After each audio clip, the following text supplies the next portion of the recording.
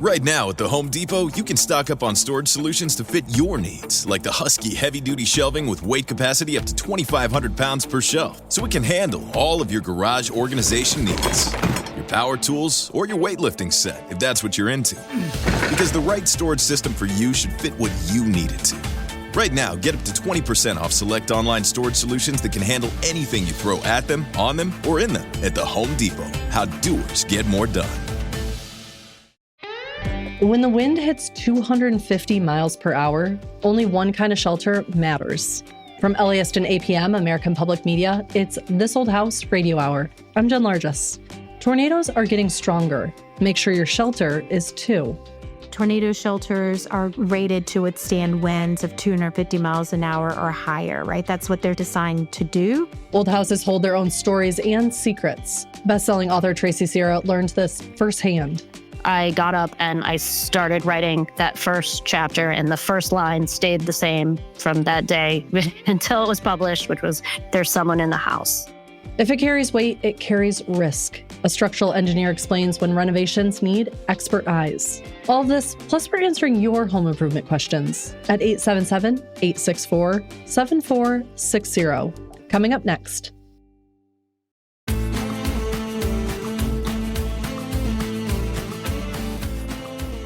It's This Old House Radio Hour. I'm Jen Largess. Tornado season is here and storms are getting stronger. Folks hear the words storm shelter and tornado shelter, and they assume that they mean the same thing. They don't. And when the wind is over 200 miles per hour, the difference matters. We're talking with Caitlin Paramore Willis from Survive a Storm Shelters about what actually makes a shelter safe in a tornado and how to tell the difference before you need it. So, Caitlin, what is the difference between a typical storm shelter and a tornado shelter? So I think that a storm shelter can be many things to many people. Tornado shelters are going to be rated to withstand winds of 250 miles an hour or higher, right? That's what they're specifically designed to do versus maybe a storm shelter is for heavy winds, heavy rains.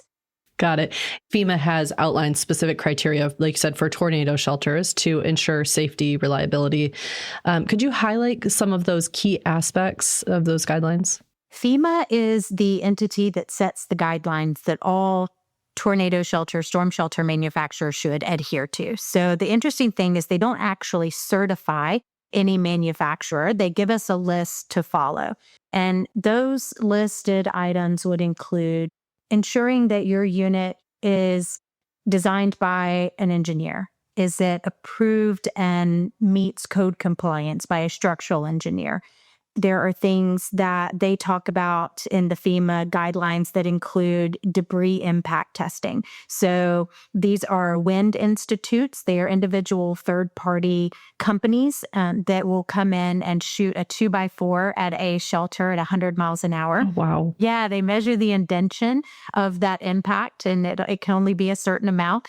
And then ventilation, access and egress. FEMA says, hey, you have to have wheelchair access, right? Because ADA compliance is important. We often consider that an above ground shelter is the way to go. It's easier to enter. It's quicker to enter. If you have any pets, you're not herding them down the stairs. If you have elderly family members or you yourself are elderly, you're just walking right in versus going down a set of stairs. So that's kind of the two primary differences. And is there a way, other than just trusting that a company who's building these is following these standards, is there any kind of certification or something that I can look for when I'm searching different options to make sure that they're following these guidelines? There are several different nonprofits and organizations out there. One of them is the NSSA. You'll see them paired with the FEMA guideline handbook. They are the National Storm Shelter Association. Okay. So they are a third party, independent of FEMA, independent of any manufacturer. It's actually comprised of manufacturers and engineers, architects. And they're a firm that independently reviews individuals' findings. So their engineered plans, their testing data, their design plans, and they come in, they review it all, and they give their professional, unbiased opinion.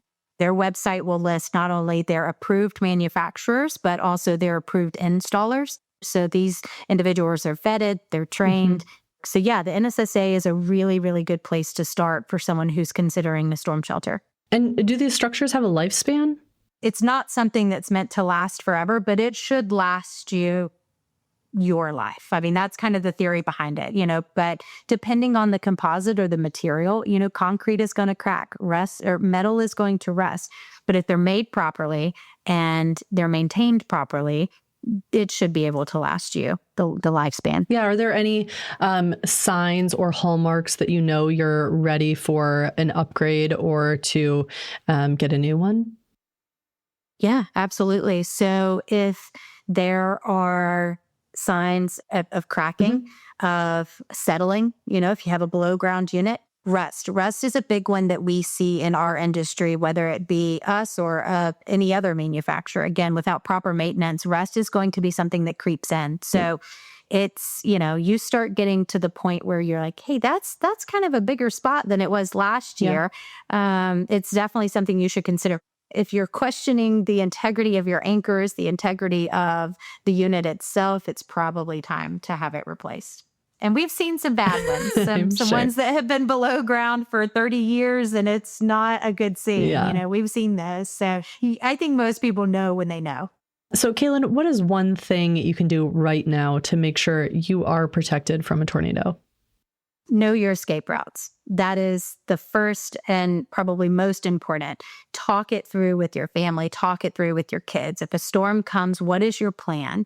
One of the most important things as we talk about safety and maintenance, though, is making sure that when you purchase a storm shelter, you register it with your local EMA or fire station, or some counties have one, some have both. But that way, you can make sure that somebody knows where you're at. I think that that's a very important detail that often people don't think about. They think about the storm itself and being protected from it, but what happens after? So having somebody look out for you is really important. Caitlin, thank you so much for joining us today. This is great information. Thank you, Jen.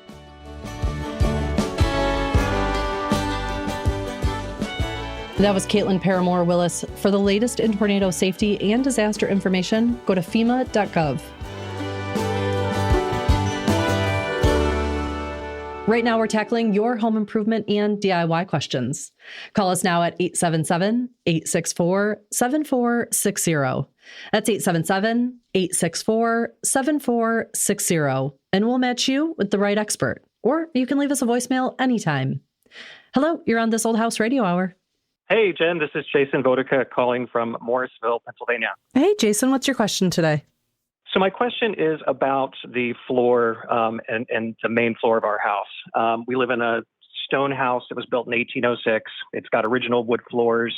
And we're wondering if it's a good idea to insulate the floor between the basement and that first floor of the house. Is it worth our time and effort to do it? But then also, what do we need to be careful of so we don't create any additional issues like moisture issues? Absolutely. We've got Zach Detmore, a general contractor for This Old House, here on the line to help us out. Great. Zach, you've insulated a first floor or two? I have. I'm sitting under a first floor as we speak. Are you laying down? I'm looking straight up at the first floor with no insulation in it, I'll have you know. Oh, dear. Well, So I typically work out in the basement. And so as I'm laying there doing bench presses, I keep looking up and going, should I have insulation up there? I'm not sure. I think I should. So is there a large temperature difference between like the first floor and the basement? Is there a big temperature delta there? The basement is usually around 50 degrees year round. It's a stone walled basement and has a slab in half of it. And then it's dirt floor in the other half. And we try to keep the upstairs around, 65 in the winter. Okay. And is there mechanical equipment in the basement or is it just open? Yeah, there's the furnace is down there as well as the hot water heater. Okay. And even when that furnace is heating, it's not really getting much above 50 degrees down there? Correct. Okay.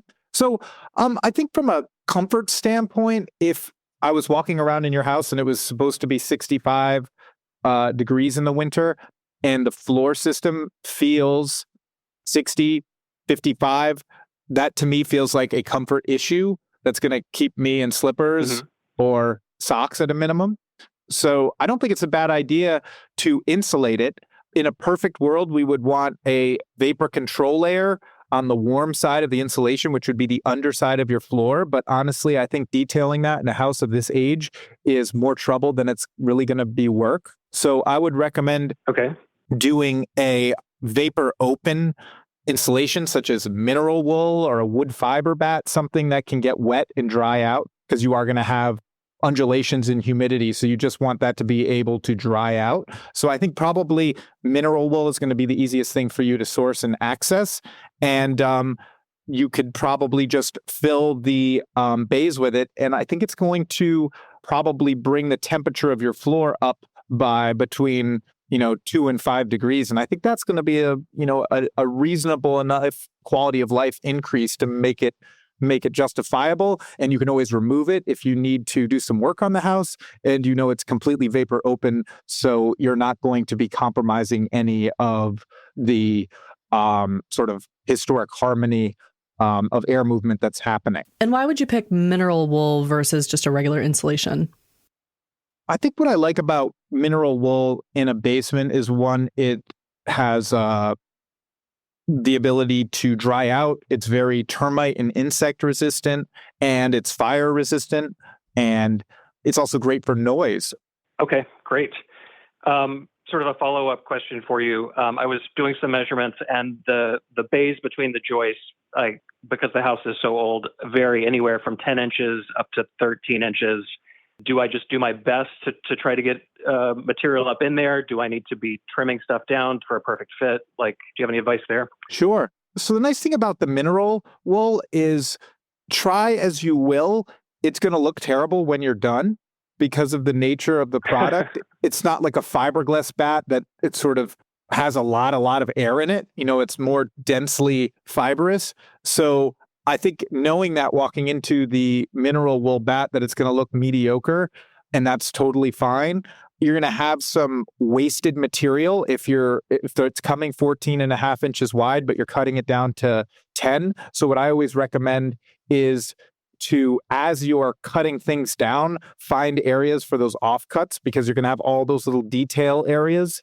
And so you're just sort of stuffing away your offcuts as you go, filling up the smaller areas as you work on the bigger areas. And then hopefully you won't be left with a bunch of waste that you have to dispose of at the end. You can kind of use it in those little cavities as you go. Okay. The joists are about 10 inches tall. Am I trying to fill that entire area, the entire 10 inches, or what's your recommendation there? See, you're going to price it out and you're going to be shocked by how expensive the material is. And that's going to help you decide, because you'll say, I'm going to do the whole thing. And you're like, $5,000, I'm going to do 20% of this thing. But it's, I would say you don't have to fill the whole thing. Okay. I think you're going to notice a quality of life increase from 5.5 inches. I would start at a minimum 5.5 inches. Okay. We did have some insulation blown into the attic floor, between the upstairs and the attic. And just having that done went from us having to wear, nightcaps at night to sit in bed and read, to being able to walk around comfortably upstairs. So I'm hoping for the same thing downstairs for my feet. That would be amazing. Now you'll just be wearing the nightcaps for, fashionable reasons, no other reason. You won't have to put them on your feet. Absolutely. Well, good luck. I think you got this. All right. Thank you for your help. I really appreciate it. All right. Take care of that old house. Ooh, I like that. Take care of that old house. Yeah, I'm working shopping some new stuff. Coming up, we answer more of your home improvement and DIY questions. Call us at 877-864-7460.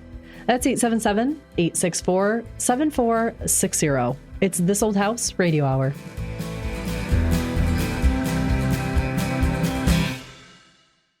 We get support from Fast Growing Trees. You don't need a big yard to bring life to your home. Fast Growing Trees offers everything from privacy evergreens to indoor lemon, avocado, and fig trees that thrive in smaller spaces. They have more varieties of plants and trees than your local garden center, all with expert care and guaranteed to thrive in your space. It's the easiest way to get your dream yard or indoor garden delivered right to your front door in just a few days. Right now, stock up for spring with the plants and trees you need. Select varieties are up to half off. And listeners to our show get 20% off their first purchase when using the code THISOLDHOUSE at checkout. That's an additional 20% off at fastgrowingtrees.com using the code THISOLDHOUSE.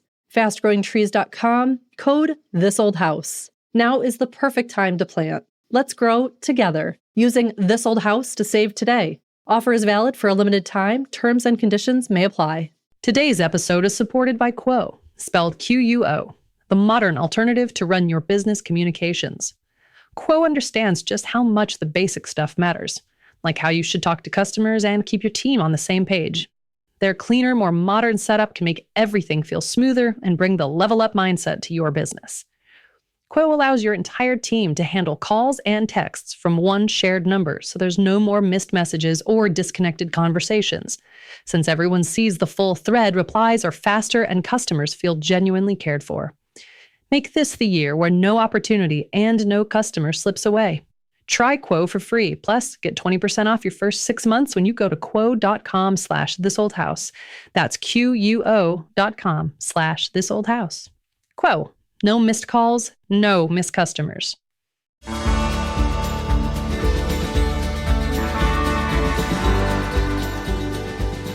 You're listening to This Old House Radio Hour. I'm Jen Largis. Right now, we're tackling your home improvement and DIY questions. Call us now at 877-864-7460. That's 877-864-7460. And we'll match you with the right expert. Or you can leave us a voicemail anytime. Hello, you're on This Old House Radio Hour. Hi, this is Chuck Wells, and I'm in Elizabethtown, Pennsylvania. Hi, Chuck. What's your question today? So I have a question about the heating system on my house. I have our system is a heat pump, and we have actually 2 rooms that are significantly warmer in the wintertime and significantly cooler in the summertime. And we have a couple different walls that get warm and cool as well. And I'm just wondering why that might be and how to figure out what's going on. Absolutely. Well, to help answer your question, we have Ross Trithui, building engineer for the show, and Zach Detmore, a general contractor for the show, both here to help.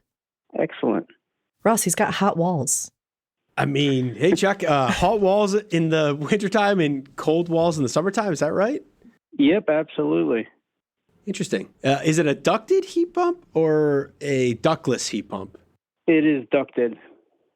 And do you have any gas or oil or any other fossil fuel heat or systems in the house? No, it's all that heat pump, and then we have a mini split as well on the lower level. Is it a small area or is it the whole wall?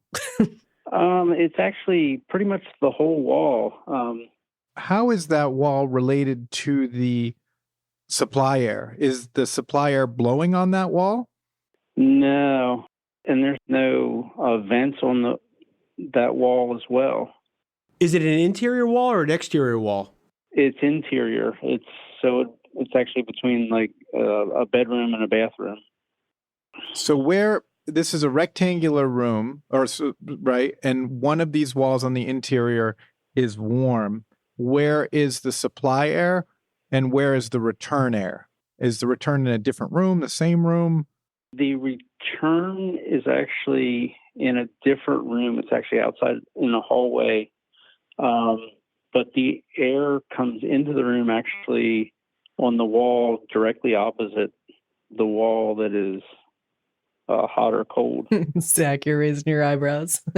we have a ductless mini split in the ceiling of our kitchen, and the floor sort of it kind of comes down at an angle, and that floor is cooking hot that it's blowing on. So that's sort of where my head's going, because my kids are like spread eagled on the floor there when they're cold. So I don't know if it's a washing, because I feel like if it was a static, pressure issue where climate controlled air is being forced, it would just be a singular bay. It wouldn't be the whole surface. Yeah, that's why I was wondering if it was saying this area kind of versus stuff in all. front of Ross makes me very uncomfortable, because I should stay in my lane. No, it's interesting. I'm thinking about, so the supply is on the exterior floor, exterior wall, but in the floor. Yep. So anytime I'm hearing about hot walls and cold walls on a ducted heat pump, I'm thinking about the supply registers and the supply ducting off the heat pump. If there's air leakage in your ductwork, which would be leaking hot air in the wintertime or cold air in the summertime into a wall cavity, then it's going to, of course, warm that wall up or cool that wall up depending on the season. When the heat pump is on, it's going to be blowing anywhere from like 90 to 100 degree air out of it in heating mode. The air is going to come out through that floor register. And then to Zach's point, it's going to be making its way back to the return. So it's going to be pulling the warm air across that room to the return in the hallway on the other side. So if that warm air is coming in contact with surfaces like this interior wall, that could cause it to warm up. When you say it's warm, I'm trying to think like, is it slightly warm? Is it really warm? Because you're saying your kids are staying near this wall. Like, I want to hit it with an infrared camera, and I want to see like how warm is this wall, and see, is it everywhere across that wall, or is it just local to a couple bays, and could it be related to the domestic hot water piping for the bathroom on a recirculation loop or something like that? So who would he call if he wanted to do that test? Like, who comes in and can, with an infrared gun, and can give him some details? Yeah, I would say, a lot of really good HVAC contractors have thermal imaging cameras and smoke testing and stuff like that, so they can assess that. Some of the energy raters have that capability. The ones that do blower doors and stuff like that, they'll have thermal cameras. I got my father-in-law for Father's Day one of those meat thermometers that you can shoot at something. Mm-hmm. Do you have one of those by any chance? I thought you were going to say it was the poker one that you stick in the meat. I was like, he's not going to stick this in his like a little, just jam it to the sheetrock. Yeah. No, it's a terrible idea. Ironically, my son now owns a food truck, and he actually does have one of them. It's like a laser thing that he can shoot at the grill and see what the temperature is. And I could borrow that and see how hot the wall is. Yeah, you could use blue tape and create this beautiful mind style grid where you're saying it's 70 degrees here and 62, and then trace out the pattern on the wall. And this is going to be great. Or not. People might think I'm crazy, but... Or do what Ross said. You got a couple good options. No, if you hit the floor with the laser pointer there and measure the temperature and hit the wall at different areas and see what the temperature is relative to the register coming out and see, is there a correlation? Yeah, okay. What's your son's business called? So it's called Philly Cheesesteak on the Roll. And so he does cheesesteaks. All right, we're gonna have to try those next time I'm in PA. It's been a while for me. All right, Chuck, we appreciate the phone call. Yeah, thank you. Thank you for your time. Call us now to have your home improvement or DIY question answered. 877-864-7460. That's 877-864-7460. Or leave us a voicemail anytime. Hello, you're on This Old House Radio Hour. Hi, this is Sam Feast calling from Burnsville, Minnesota. Hi, Sam. What's your question?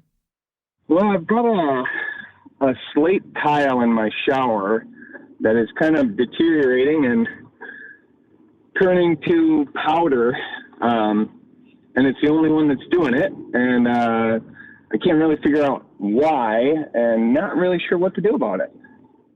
Absolutely. Well, we've got Zach Detmore, general contractor for This Old House, here to help. Yeah, I think I can fix this one. Are you getting in your car now? Yeah, I'm on my way. So, I wish. Unfortunately, I'm guessing this tile is in an area that it gets pretty wet when you shower. Is that true?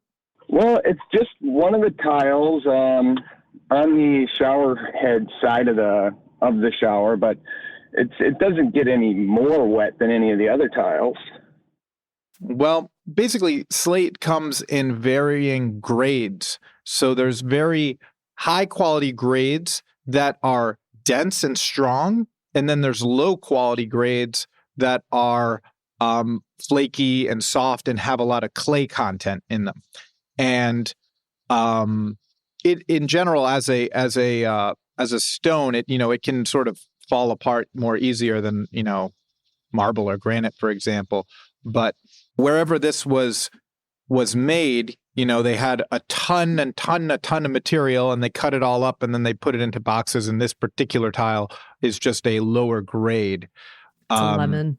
Yeah, it's a bad tile. So, but I think that what this tile is doing is indicative of what happens when the slate absorbs moisture and then dries out slowly and absorbs moisture. As it does that, it sort of degrades.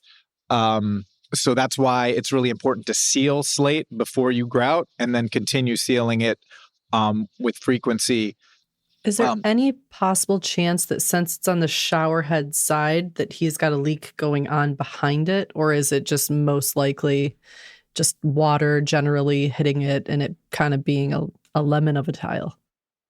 I think it's a lemon of a tile. I have access to the back side of these tiles, and there isn't any water back there. One of the only people that has access to the back side. I know. That's quite convenient.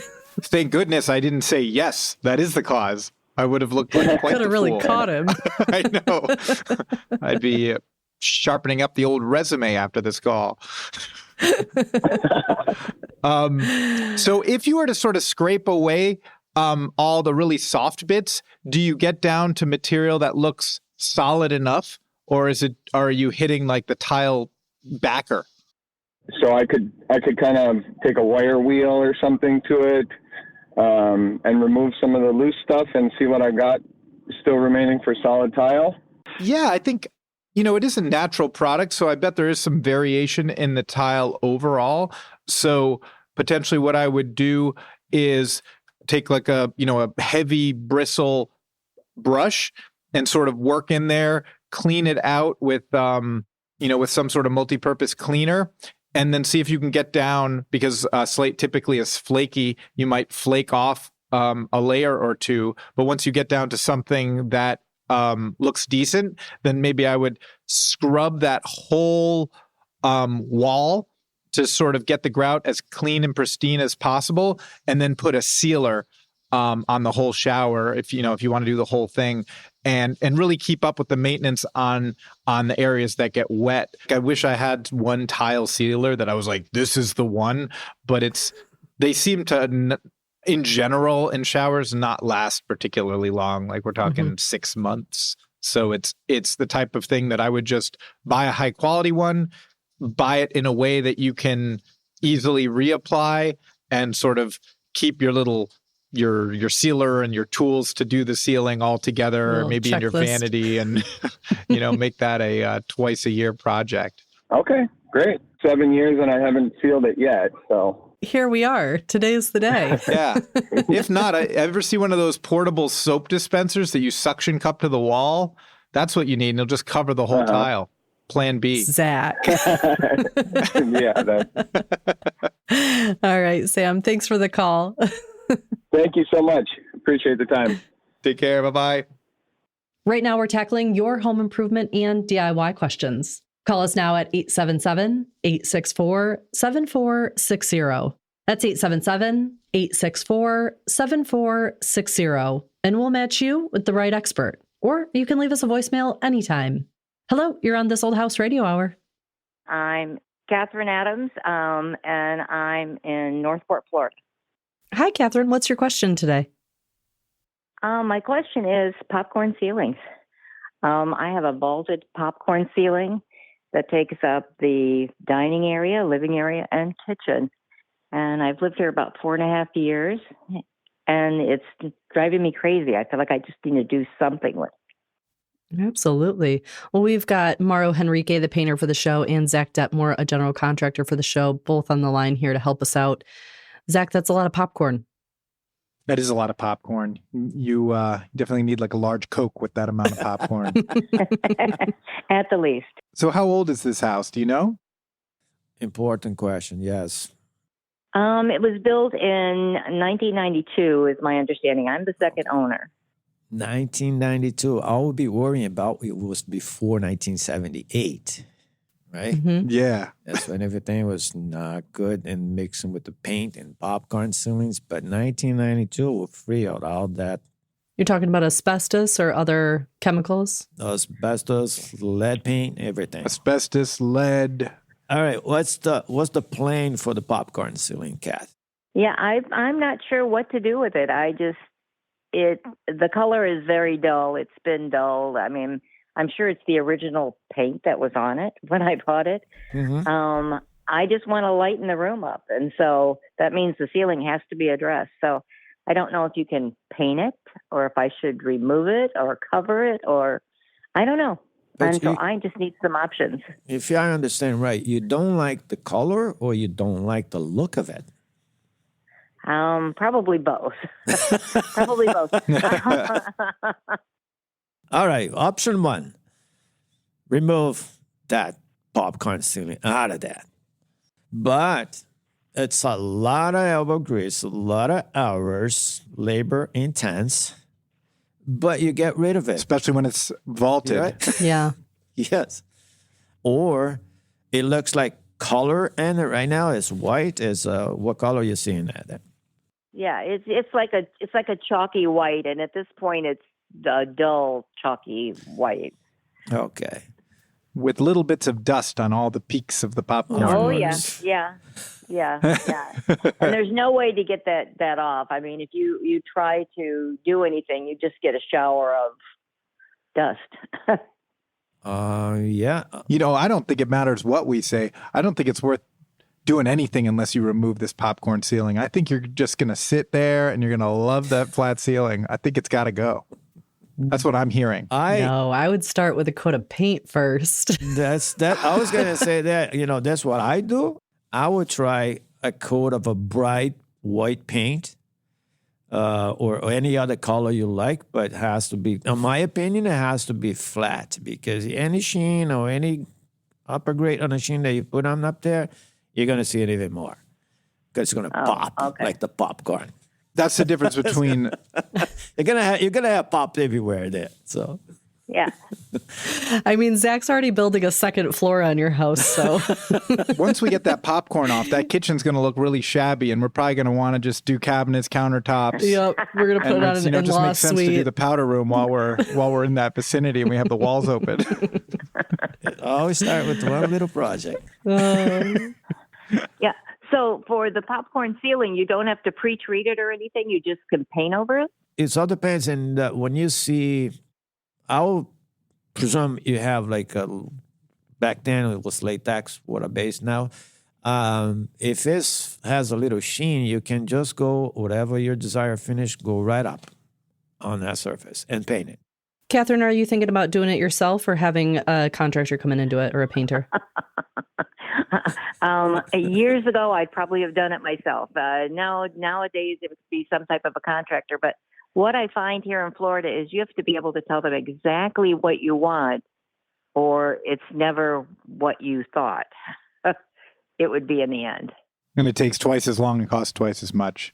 I have a friend, contractor. He worked with me here 5 years. And then he moved to Florida. He's big down there in the area of Boca Raton and Fort Lauderdale. And all he do most of the time is removing popcorn ceiling. Florida is famous for that. It's just about every house. The way I see him doing it is like they get like one of those garden pump, fill up with the water, warm water, a little bit of soap, spray on, and with a big potty knife, scrape right off. It's a process, but I mean, it can be done. So here's what you do. Go to the paint store, get yourself one of those little samples of a white color, and roll that on yourself in a little area. If you like it, then go with the compromised Jen and Morrow approach. And then if you don't like it, then you do the Zach approach, where you tear the whole room apart and you add recessed lights and, you just make it into a whole big project. Oh, here we go. You have option 1 or option 2. Don't put me out of business. Option 3, she hangs up on us. All right, so give it a shot. Let us know how it goes, okay? Oh, wonderful, wonderful. Thank you guys very much. I do appreciate it. Oh, thank you, Kathy. All right, take care. If you have a question for us, leave us a voicemail on our hotline. 877-864-7460, and we can answer your question next time. Coming up, best-selling author Tracy Sierra shows us her old house. That's next on This Old House Radio Hour.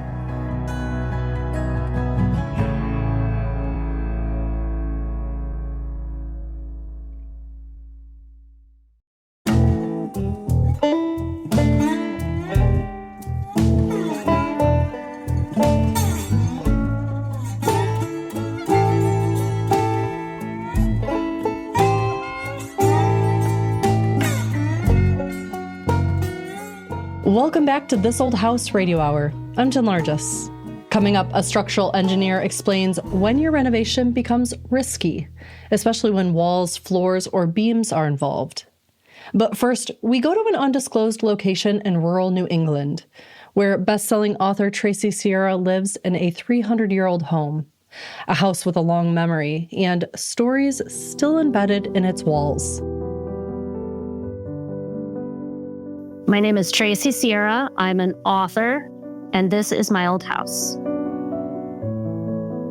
My house is center chimney colonial, built in the early 1730s. The way I describe it in my novel is everything proportional, but nothing square. It's just visually really beautiful because you have 4 windows on the lower level, flanking a center door, the classic New England scroll work. On the second level, you have windows above the lower level and 1 above the door. If a child were to draw a house with 9 windows and the door in the middle and the chimney, that is what my house looks like. When you first come in, you immediately know its age. It speaks to a different type of living. You come in and there's immediately a very steep staircase and there's doors on either side. And those would have led to a receiving room, like a parlor, and an office family living space on the other side.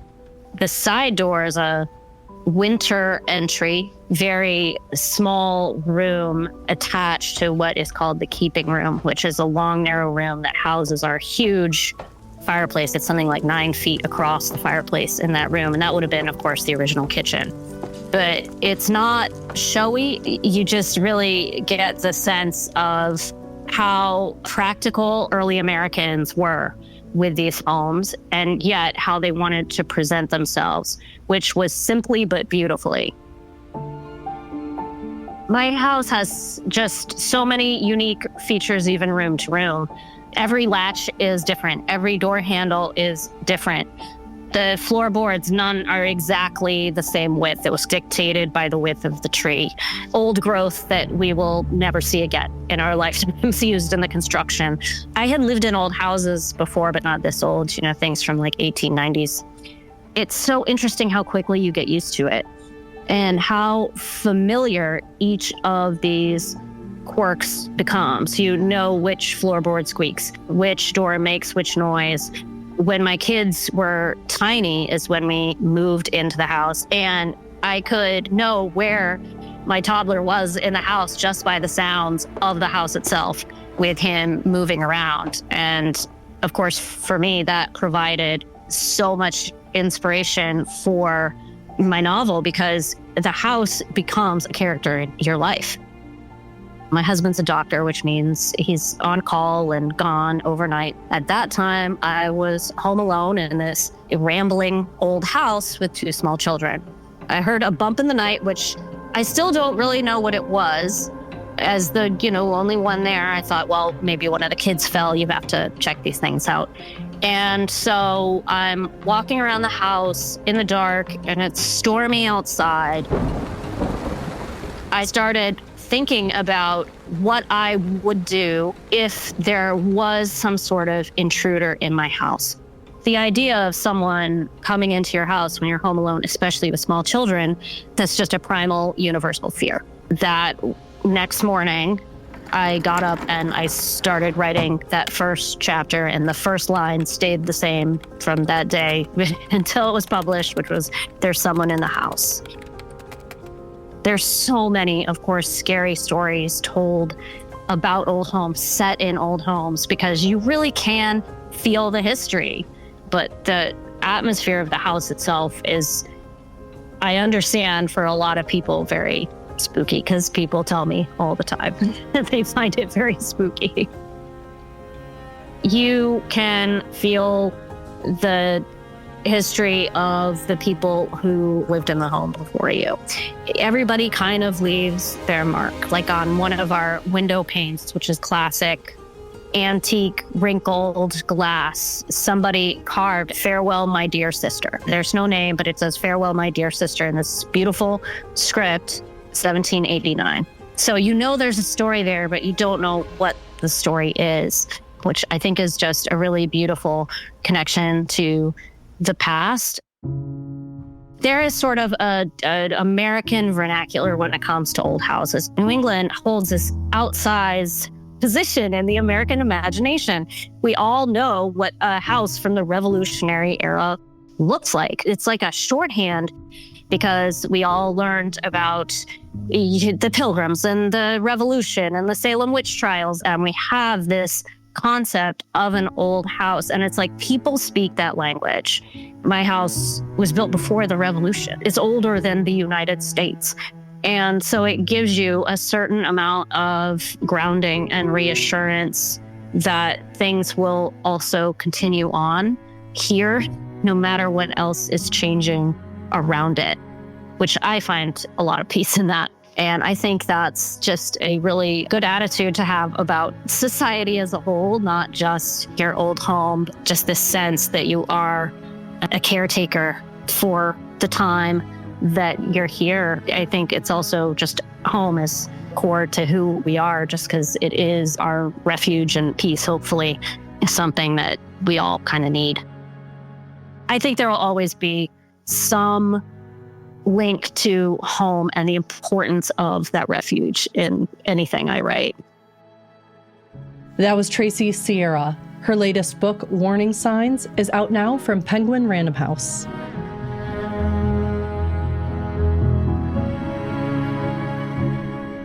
Renovations are exciting, but when you start moving walls and adding weight or opening up a space, small decisions can turn into big risks.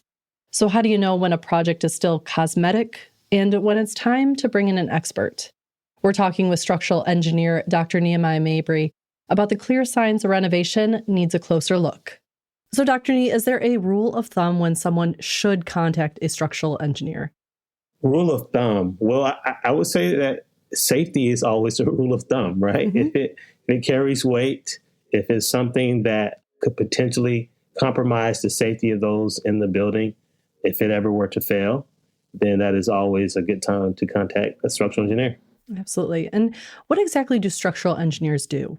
What we do as structural engineers is essentially make sure that the structure can safely carry the load or the weight that is demanded upon it. Now, this weight has to do with, people who go upstairs, who used it, the furniture in the house, which we call live load, which can be moved. But also, a lot of people underestimate the dead load, which is the weight of the structural members itself, or the weight of the roof coverings and things that are permanently in place. Meaning that the design for an empty library versus a full library is going to be very different. It's going to be very different, right? But the empty library still has a lot to carry. So we make sure the beams are the right size, they're the right length, right? We determine whether or not what we call, bending moments, or it won't flex too much, right? We make sure that it's able to, in some cases, be compressed or resist the compression or the pushing that it's going to experience. In other cases, make sure they can resist the tension or the pulling that the beam might experience. So those are the things that we calculate and determine. Interesting. So what DIY projects maybe should people consult a structural engineer for? Yeah, so DIY projects that involve affecting load-bearing walls or load-bearing members. And to some extent, everything is experiencing load to some extent, but particularly those that are a part of what we say is the load path, which allows the weight from the top of the building to get all the way down to the foundation. If you're going to be cutting, removing a beam, removing, altering a wall that is, load-bearing, then definitely that is a DIY project that you need to involve an engineer on. Are there any simple ways to tell if a wall is structural? or load bearing? Yeah, good question. So there are exceptions. Sometimes walls that were not originally intended to be load bearing or be a part of the load path become so just because of the distribution or the redistributing of the weight, things of that nature. But one of the things I would say that we could look at is a wall sitting directly on top of, say, a floor joist that goes from, like, if a floor beam is going from one column to another column, and you see a wall essentially sitting right on top of that. That's a good way of indicating, okay, this is a load-bearing wall that's a part of the load path down to the foundation. Mm-hmm. Sometimes you may have things running perpendicular that are also load-bearing, and so there is sort of a experience and sort of knowing what to look for that has to be a part. But that is one way I would say a person can know if you see it sitting, parallel directly on top of a structural member beneath it. Is there any way to tell if it's load bearing by looking up? Yeah, and again, that all depends. You can look up sometimes and look at the orientation of the roof joist or rafters, because the rafters have to be supported on opposite ends to make sure they're supported. And so if you see a wall that sort of follows a very similar support pattern, right, that gives you an idea of sort of the framing or the template that the entire load path follows. So there's no way to say, okay, this is perpendicular or this is parallel to my roof rafters, so it's definitely load bearing. That's not a way to do it? Yeah, no, that all depends. Those are not surefire ways to determine. Okay, so we can't just assume. Yeah. So when you're surveying a home or a building, are there some signs that there's structural issues that are kind of red flags for you? Yeah, a lot of people are often concerned about cracks that they see around their house, right? And I would say that cracks are not always an issue, but cracks are indeed things that can denote or indicate that there's an issue. So for instance, if there's a crack that is progressively widening over time, right? It started off as like a hairline crack. Now you see it looks like 1/8 of an inch, and you come back in a few months, now it's a quarter of an inch. Now we're like, okay, there's some shifting taking place. So I think monitoring the progression of cracks is very important, regardless of where it is. This when you start to wonder, okay, if there's some shifting, foundationally that's taking place that we need to go and get a closer look at. Are there any noises that could indicate structural problems in the building or home? Noises, definitely a loud bang. Yeah, given. Yeah, if you're sleeping at night and then you hear this extremely loud bang happen in the garage or something, then that I would say that is a noise you want to take seriously. But no, you have noises that happen all the time because of temperature changes, especially in those of us who live in older wooden houses. A lot of times it's just the fluctuation of the temperature, the wood expanding and contracting. However, if the noises seem to be concentrated in a certain area at a certain behavior, right? Let's say every time we walk by this door, every time we move anything by this door, this loud noise just keeps happening. That's when you may want to start saying, okay, there's something happening in this area, and we want to take a closer look. So what factors can compromise the integrity of a home or building? Moisture is one of the things that we always want to keep an eye out for, right? Moisture intrusion, whether it be through the roof, whether it be through the walls, whether it be from the ground itself, in the crawl space. And moisture, particularly when it comes to wood, long-term exposure has a way of deteriorating the quality of that member. What about if you wanted to put something, I know a lot of people do these new applications of, putting new faux stone on a fireplace or adding an accent wall that has a lot of weight to it, the material that you're using. Are those, is that something that you need to consult somebody about depending on how heavy your material is, or is that not going to ever be heavy enough to worry? Yeah, well, some of the things that I would naturally take into consideration is what is heavy, what is light, right? That's all relative. So the material has a lot to do with that fact, right? Is it ceramic? Is it, porcelain? Is it wood? Sometimes tiles are concrete, right? All these things are different when it comes to unit weight. So if you're going to hang multiple amounts of these things, then cumulatively there is weight. And I would say that, to be sure, you're more than safe to go ahead and call an engineer And if I were to come out, as an engineer, there's a lot that we could think about. Again, not only the weight, but how is it attached? Yeah. Are these things individually attached to the wall? Are they attached to the ceiling in some way? Are some tiles resting on the other tile? These are the things that are questions that we just sort of naturally think about, begin to, calculate. What about anything outside? I know I'm kind of getting off topic, but is there any reason to hire a structural engineer for an outdoor project? For sure, absolutely. One of the outdoor projects that people often do is retaining walls, meaning they want to cut out a large amount of like dirt, right, and then build like a brick wall to sort of keep a wall to separate maybe one part of their property from another. Those are very significant structural engineering projects that people sort of underestimate. They think, okay, if I can just stack these bricks in front of it, and it's going to look very pretty, but there are times where you need to calculate, all right, this soil has been dry lately, so it weighs this much. So it's been good. But if we go through a rainy season, now water is going to fill this soil. And now this soil is significantly heavier than it was when you first constructed that wall. So those are things that happen outdoors. And I've seen many of the retaining walls that people have done on their own just sort of collapse in the middle of a rain or things of that nature. Yeah, especially if it's near the house in any way. I can only imagine that having washout, near your foundation could be really dangerous as well. And is there a certain certification that we should look for when we're hiring a civil engineer? Yeah, so professional engineering license is sort of the standard, particularly in the U.S., right? A professional engineering license allows you to legally stamp a drawing and take responsibility for, its approval. While you can get good advice from people who may not have a PE, as we call it, ultimately, when it comes to sort of the legal ramifications and the liability, if you're looking to get engineering advice, professional engineering license is required. Thank you so much. This is fantastic information, and we really appreciate your expertise. Absolutely. Thank you so much. Dr. Nia is the host of Building Stuff on PBS Nova. If you have a question about your home, call our hotline at 877-864-7460. That's 877-864-7460, and leave us a voicemail. And now it's time for one last thing, my favorite tool. Hey Jen, it's Zach Detmore, general contractor for the show, and my favorite tool is sweeping compound. One of the drawbacks to using a broom is if you have fine particulate, you typically kick a lot of it up into the air.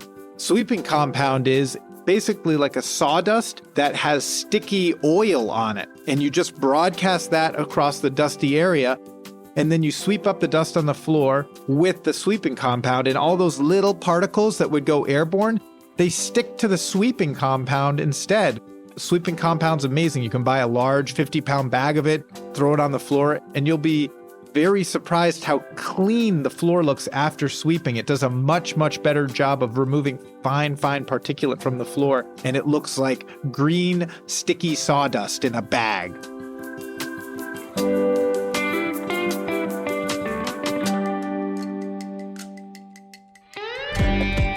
We'll see you next week on This Old House Radio Hour. Our show is distributed by and co-produced by LAist Studios and APM, American Public Media. This Old House Radio Hour was created and produced by Ember 20. Listen to new episodes of the podcast every Tuesday on your app of choice. You can follow This Old House on all the socials at This Old House, all one word. We'll see you next week.